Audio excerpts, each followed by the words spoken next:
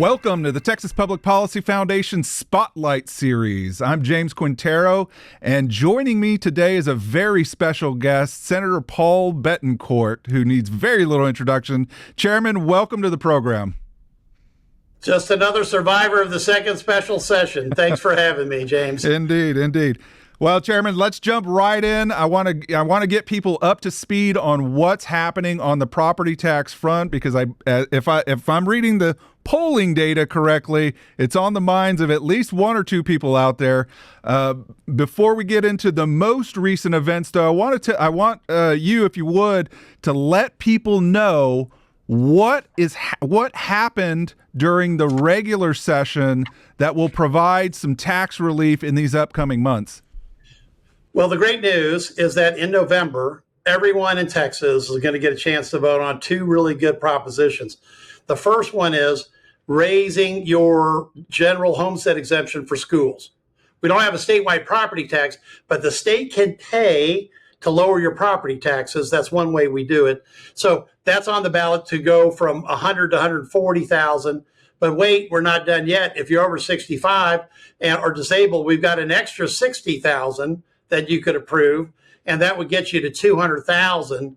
And that's substantial property tax relief, combined with us buying down the tax rate as well. That will give us an overall $484 of savings for the average home, and about $907 worth of savings for the over 65 home. That's good to know. So just to reiterate, the average homeowner should expect to see about a $500 tax bill cut, assuming those two constitutional amendments pass. And then if you're elderly or disabled, there's about a $1,000 tax cut coming. Now, of course, all of that is somewhat contingent upon local government action, but we'll get there in just a bit. That's right. Well, it's also contingent on school board action as well, because we have school boards that like to go take this opportunity, and you're probably going to have this question of running up a voter-approved tax rate election at the same time. Mm-hmm. So you have to be careful that you don't vote yourself out of a tax cut, or there'll be a big bond package that's brought up at the same time. So you have to be careful you don't vote yourself out of a tax cut, because if you do vote for it, trust me, it's going to raise your property tax bill. But the good news is the exemptions stay with you wherever you move, wherever you go. Okay, you'll have that extra homestead exemption on for your ISD taxes, and if you're over 65, you'll have an even bigger amount. But the really good news is because we changed the law a few years back, every time we cut tax rates, increase exemptions, over 65 bills keep going down and down and down, and we think pretty close to a supermajority of Texans will pay no ISD tax after November. And that's a huge positive development. That is a great development. And just for the folks at home, sometimes we use these terms that I think perhaps a lot of folks don't know about. A voter approval tax rate election, that's just an election to go above what the legislature has set in terms of a limit. Is that right? That's correct. And the schools can do it, and cities and counties can do it. And that's why there was a bill to lower the limit for cities and counties and some special taxing jurisdictions. That was a bill called SB 10. Now, but the theory's the same. In schools, we've got a collection limit of 2.5%. And what SB 10 was trying to do was to lower the voter approval rate to 2.5%. And that way, if folks wanted to tax you more, taxing jurisdiction, they'd have to bring it to the public and get a positive vote from the voters in November, and with the exception of new growth, which they get to keep. Well, and that's a good pivot point. So after the regular session, the governor issued a special session call, and one of the items on the special session call was to cut property taxes. And the charge specifically called for legislation reducing the property tax burden on Texans. Sure. And I think, and correct me if I'm wrong, the chief concern and what motivated this charge was a concern that local governments were going to erode the value of those tax savings that the legislature had just provided. It's not just a concern, it's reality. Let's look at the numbers. Since 2019, school property taxes have gone up per year on average 3.21%. That's the levy. It's how much schools can carry, collect from you. It's a little bit above 2.5% because there are voter approved tax rate elections. Now, shockingly, we found out the numbers for counties. The county level levy is going up 9.67% per year, and we're not creating any new counties here. So that's a 3-to-1 ratio for the last 6 years.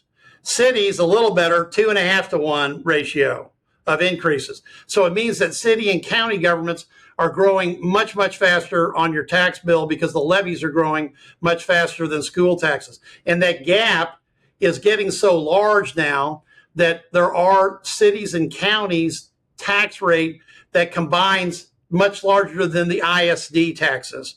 So they're now the principal portion of the property tax bill. So I thought SB 10 was perfectly cited to slow the growth. Look, this wasn't a cut, it's property tax relief because we don't have a statewide property tax. We can't tell the cities and counties exactly what to do. We can put down guidelines that tell them how fast they can grow, but we can't do what we do in school taxes, which reach in and pay for a homestead exemption increase.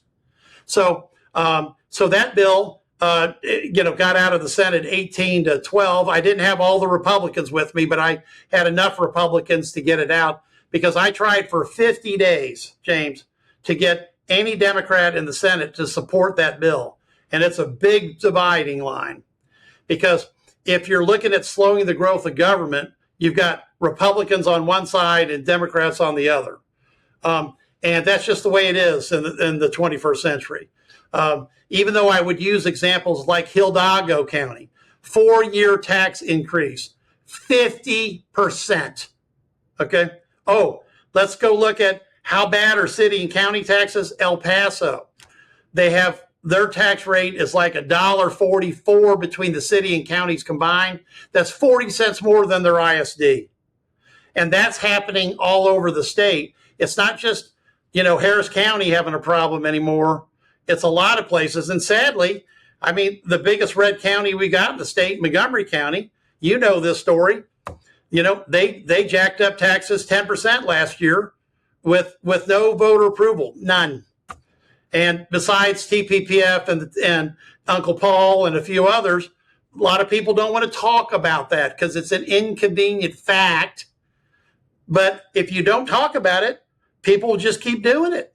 Mm-hmm. So those were all in my mind when I saw the call and I said, okay, great. Here's how we reduce the long-term tax burden, which is to lower that rollback rate. Because that's what we used to call it. It's now the voter approved rate. Mm-hmm. Because it took us 38 years to take any cut in the growth of government. And we finally did that in 2019. And TPPF and you guys were a big part of it.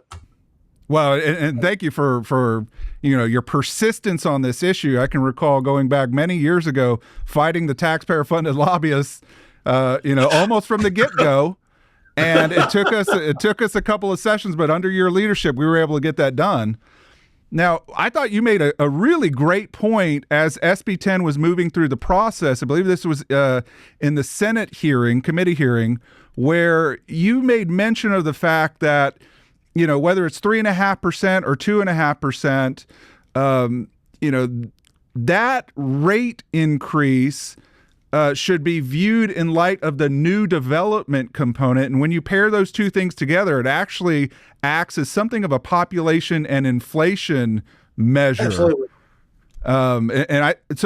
When we hear these local officials talk about how stringent either the 2.5% proposal is or the 3.5% actual limitation might be, we have to remember that it's 3.5% plus because you have a new development component that also has to be accounted for.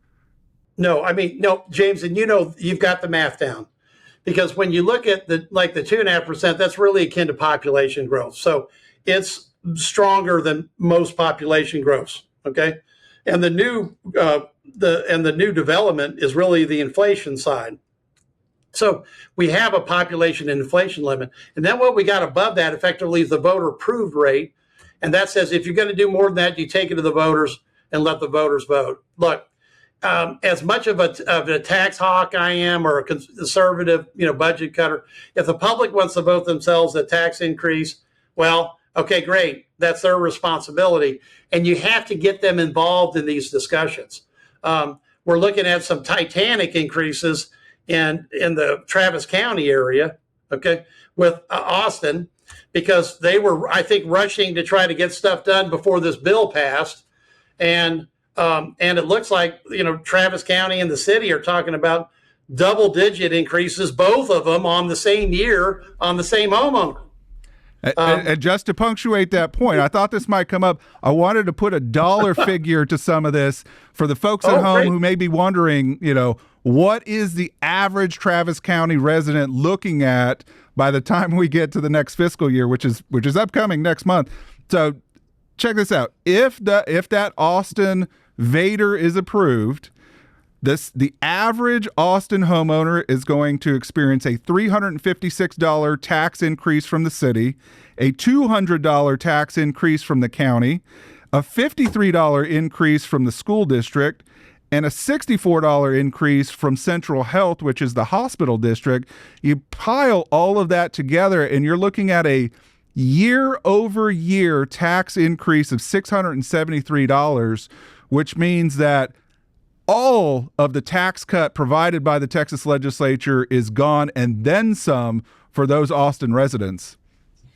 Zero. Right. It's all gone. Look, people, even in the leftist progressive city of Austin, have got to realize that if they don't start pushing back on this level of spending, they're going to have housing affordability is going to go out the window. And we've already seen the fight between the leftist progressive socialist and the, I guess, the non, moderate liberal, in Austin, because that is coming to a boiling point. And this type of decision is really terrible for their homeowners. See, people will scream gentrification in certain areas, but if you're piling on this type of tax rate increase, you're causing your own gentrification. And I'm sick and tired of hearing these liberal politicians say, oh, this is all bad, but they're doing the exact opposite of what it takes to fix it, which is control your spending. They won't do it. And that's why I think we, on the Senate Bill 10 that didn't pass the House, and we'll talk about that in a second, we had one Democrat out of all these votes, because we passed it in the Senate multiple times, and, it went over to the House. I think on the final pass, up or down vote, we've only had one Democrat cross over that imaginary line of, are you a tax spender or a tax saver? And it's going to have to stop. But it's not a specifically partisan issue, because, quite frankly, we've got red counties that are doing the same issues, and you've got examples of those because you came in and testified with them. We've got to put the taxpayers first. We have to think, what can we do to lower the tax burden on especially on homeowners and businesses too, because they'll just pass that through as an indirect tax anyway. And that's why I was, I didn't think that we would have a vote that we would lose in the House, and that was unexpected and disappointing. But quite frankly, I was hoping after 6 years, after it took us 38 years to lower the old rollback rate to a voter approved rate of 3.5%, we could drop it and tighten up government spending by another notch. But it didn't happen. So do you think there's any way to revisit this issue in the future and get a bill across the finish line like SB 10? Well, we have to change our mindset, because what happened is two things happened in that bill. The week before, somebody walked in with a piece of paper, put an amendment that said, well, put 1% cap on expenditures for non-public safety or related expenditures. And then they uncapped the rest of it, 80%. of what government spends. Even in Dallas, that doesn't have enough police force, it's like 61%. And that meant that people could just load up with an unlimited. There was no rollback rate at that point. There was no voter approved rate. It was the sky was the limit. In Harris County, oh my God, we might have made Lena Hidalgo's day because she could have jacked up taxes 21%, and there'd be no way to stop it. It was because that's how bad that amendment was. Well, the problem is an amendment like that goes on, it's got to be stripped off. And everybody wants to know what's wrong with it. People are asking, why are we taking the House amendments off? Well, because we got a tax increase bill now. We don't have a property tax relief bill. So when we got to the day of the vote, I'm literally, walking into the Capitol because the House started earlier than the Senate, and my phone starts buzzing because we've got Republicans on the back mic that are voting no. Now, the problem is when you vote no because you don't think you're getting enough, then the Democrats support you, and then you lose the bill. And when people say, it looks like we're signing dying and you've got to reconsider, you get scoffed at. No, that's not going to happen. Well, guess what happened? Okay. The signing die and there's no bill was not was not reconsidered. So, but we have to change the mindset. Any tax relief is good tax relief. May not be as much as you want, but don't look a gift horse in the mouth and say, well, let's cut the nose off. That doesn't work, because the end result of that is that 52 counties in 57 cities with the super majority of, over 10 million tax accounts, 15, pick a number, it's tens of millions, whatever, are going to pay a higher rate on average than they should have if the bill was passed. And that's the mindset we got to break. Because look, I know there's a vocal audience out there. They want to eliminate all taxes. Great. It takes $86 billion a year to do it. That's almost as much as the entire discretionary spending of the state of Texas. But there's no reason not to slow the growth of government. See, that's what that was about. I go back to my Reagan years. I'm a Reagan guy. And you want to cut the growth of government, because if you do, the public sector is less big. The private sector gets to keep their money. And in this case, on a rollback cut or a voter approved rate cut, it's a direct 1-to-1 ratio. Every dollar government doesn't spend is in the pockets of taxpayers. And that means it's tax relief and it's long term. Every year it goes into effect for the taxpayer.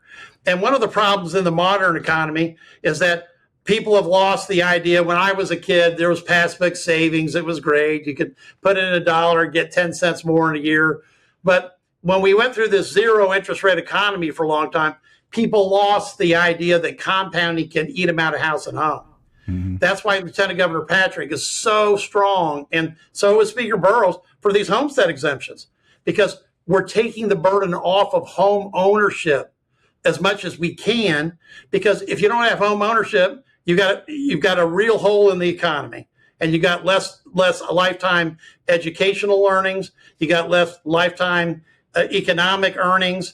You just have all sorts of societal negative consequences if you got bad numbers on home ownership. And that's why we also passed 8 bills on housing affordability, trying to get more housing into the state. You can't be the job creation nexus of the country if people don't have a place to sleep and they can't get water in their faucet and the lights go on. Now, there was another bill that I thought was a really good step in the right direction. Unfortunately, I believe it also fell short.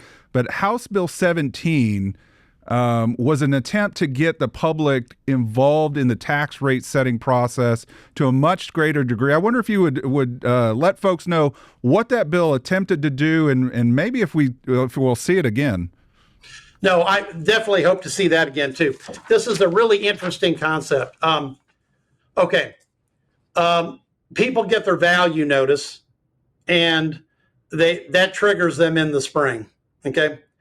Now, we've taken off the tax rates off that notice because tax rates are now going down in general as values go up. And not as fast as we'd like them, but that's what's happening. Okay.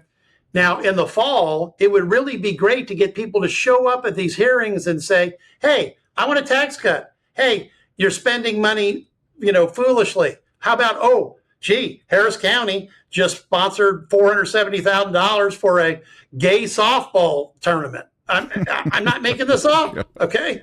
Now, they shouldn't be doing any softball tournament. It's because they're claiming they don't have enough money to pay, police, whatever, deputy constables, et cetera. So, and I made a suggestion to Mayor Whitmire. I said, try to have a hearing at night. Okay. Let's see what would happen. Because even with that Travis County increase, commissioners had a meeting at noon and a double-digit increase. And guess how many people showed up, James? You know the answer. Zero.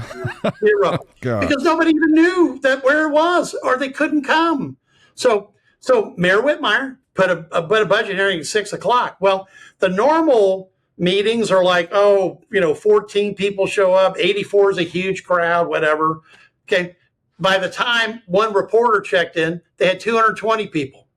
So if you go to night meetings, people will show up. So House Bill 17 had a great concept, which is let's have government mail out notices on their one big budget hearing a year. Mm-hmm. And we made the change in the Senate to say, great, we'll pay for it. Okay, because people were screaming it was an unfunded mandate, whatever. But we'd only pay for it if it was one meeting was on nights or weekends. Okay. And also we looked at trying to get extra mailings, actually email contacts, because we don't want to waste mailing, money. We're economic conservatives, et cetera. It was a great concept.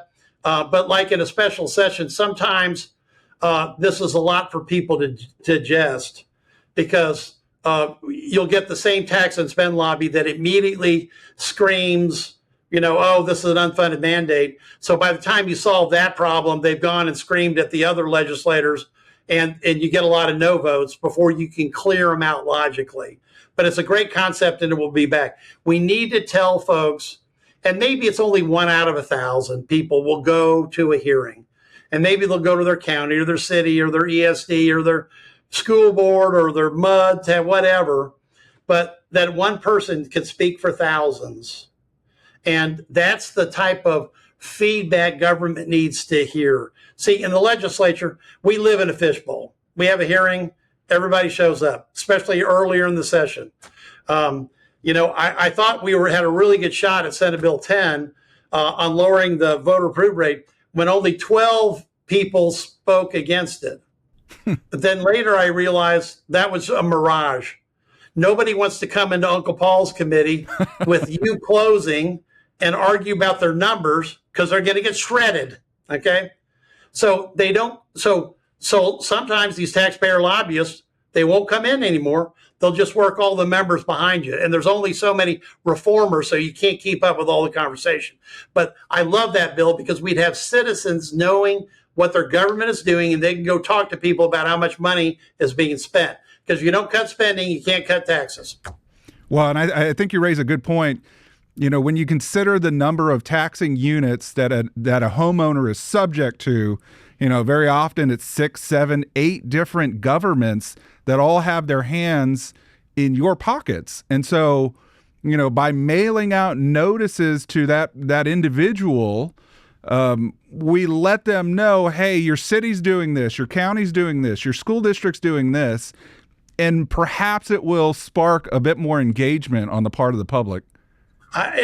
James, it's a great idea because look, again, maybe only 1 out of 10,000 people will go, but that person can speak for thousands by just asking questions. And look, I think that bill had a much better chance of passing. Unfortunately, the vote on the House, when the 27 Republicans joined with the 44 Democrats to vote down the conference committee and SB 2 happened, it kind of put a pail of water on everything on the tax side. Because especially the Senate already voted for the main bill twice. And then we had to spend all our time trying to resurrect it, trying to get a reconsideration. Unfortunately, even even as many times as I've got, bills. These are all the bills here that I either jointly authored, co-authored, passed, or actually singly carried. You just ran out of time in a special session to be able to pull it all off. So Chairman, we find ourselves now here on the other side of the second special session. Unfortunately, there were some bills that fell short that we all hoped would have passed, but they didn't. Where do we go from here? What do you think, the near future holds? Well, to quote Scarlett O'Hara, tomorrow's another day.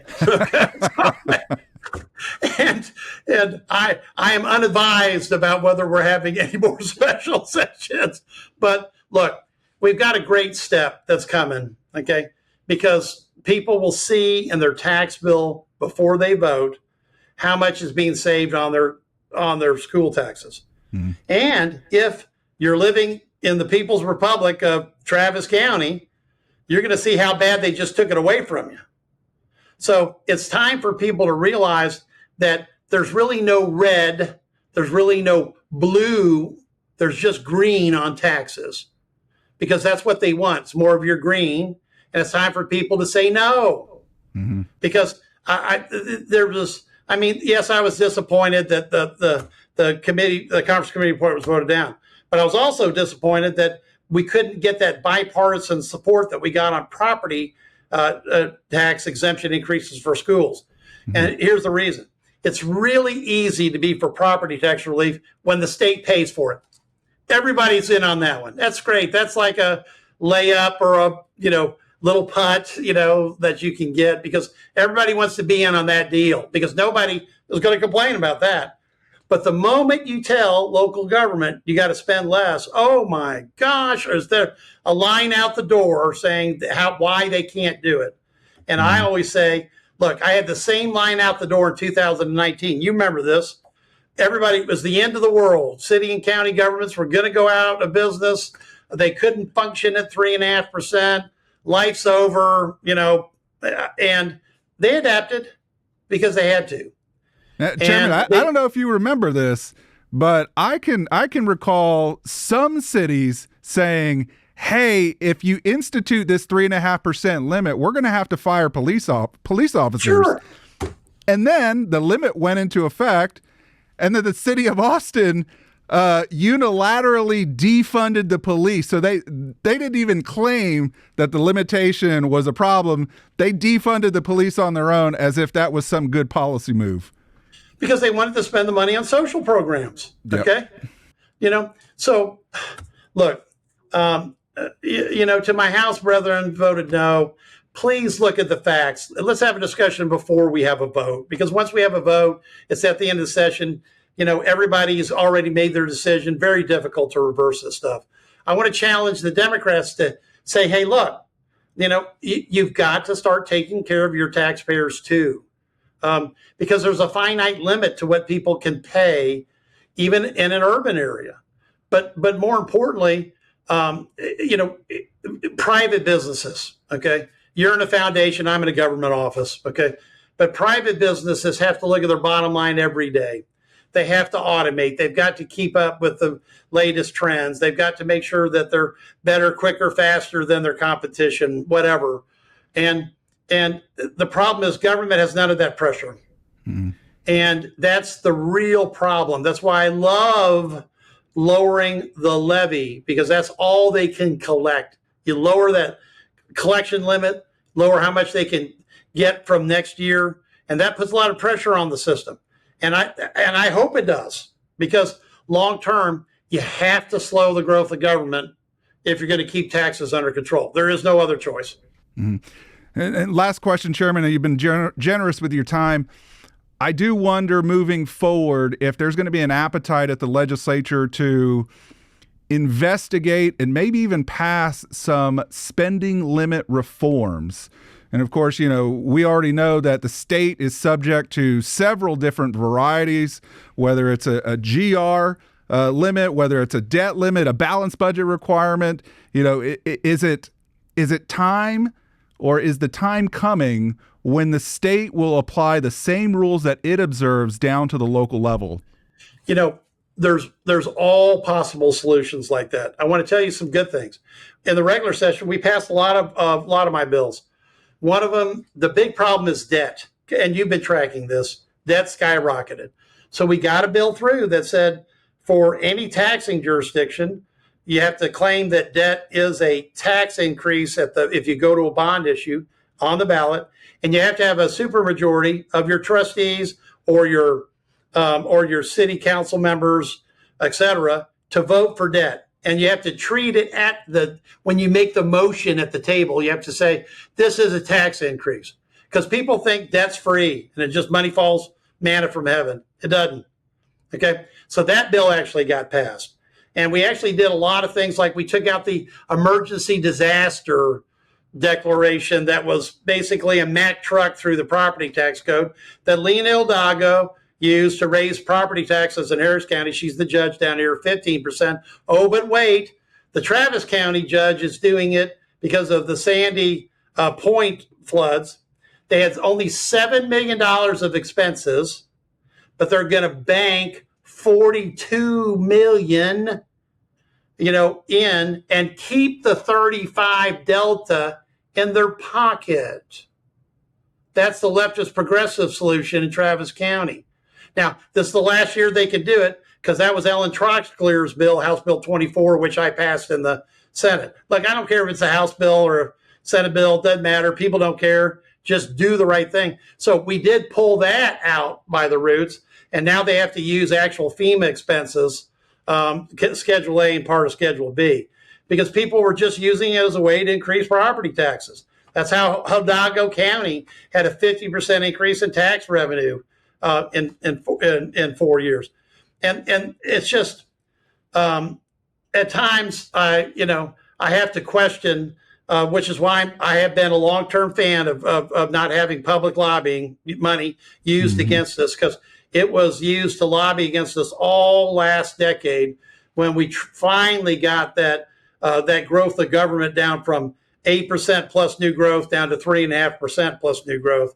And because we had paid lobbyists that just went on ad infinitum. And I guess after, let's see, Mays Middleton was been there since 2019. So he's carried that bill, and it still hadn't passed the House, I think. So I may have to pick that one back up in the next section, or find another willing freshman, okay, that's good at wanting to do that, like the Senator Middleton was. Chairman, I said last question, but I really meant second to last question. Let me wedge one last one in there. We've got the November elections coming up, and we've already touched on this a little bit. But what would you advise voters to do if they want lower taxes, whether it's on the constitutional amendments, bond elections, voter approval tax rate elections? What would you tell them to do in terms of getting lower taxes? Look, the choice is really simple. Okay, there are four measures: 2 homestead exemptions, a business tax exemption, and also it's basically if you have a fire, you can get an exemption so you don't pay on a structure that's been burned down. We've got the same thing for that. You've got 2 choices: either vote for tax relief or you don't. Now, I think the choice is obvious, but it's up to the voter to make the decision. And, and I know how I'm going to vote, okay, because I voted this way all my life. And I just, in this case, I'm just optimistic because how about if I answer it this way? I think the homestead exemptions will get 80 to 90% approval, because I think people know they need that money to stay in their home. So if you see a property tax, plank, there's no bad ones on the ballot that I'm aware of. But remember, the choice is yours. But I'm pretty hopeful that we'll get an 80, 90% vote on the 2 exemption increases, because an increase in exemption means a decrease in your property tax bill. I think we'll have to leave it there, Chairman. Thank you very much for joining us, and I look forward to all the good work in the future. Thank you, James.